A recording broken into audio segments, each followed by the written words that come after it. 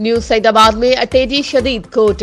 District food controller एहसान अली कोरी मुबैना तौर अख्तियारनि जो नाजायज़ इस्तेमाल करे रूरल फ्लोर मिलन जे मालिकनि खां कणक जो अटो खणाए ब्लैक ते विकिरो करण शुरू करे ॾिनो आहे।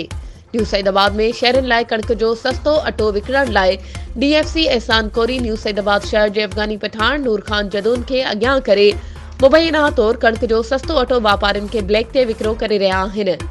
अफ़गानी पठान नूर खान जदोन कणक जो सस्तो अटो शहरनि खे विकिरो करण बदिरां सूची पाड़ो न्यू सईदाबाद में वाक़े पंहिंजे घर अंदरि लिकाए छॾियो आहे।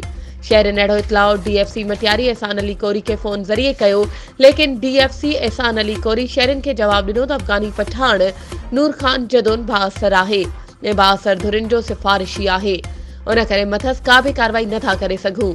शहरनि वज़ीर आला सिंध सैयद मुराद अली शाह खे मुदाख़लत करण जी अपील कई आहे। वधीक ख़बरुनि ऐं अपडेट्स जे लाइ असांजे चैनल खे सब्सक्राइब कयो ऐं हा बेल आइकन खे प्रेस करण न विसारिजो त जीअं असांजी हर नई अचण वारी वीडियो तव्हां ताईं पहुची सघे।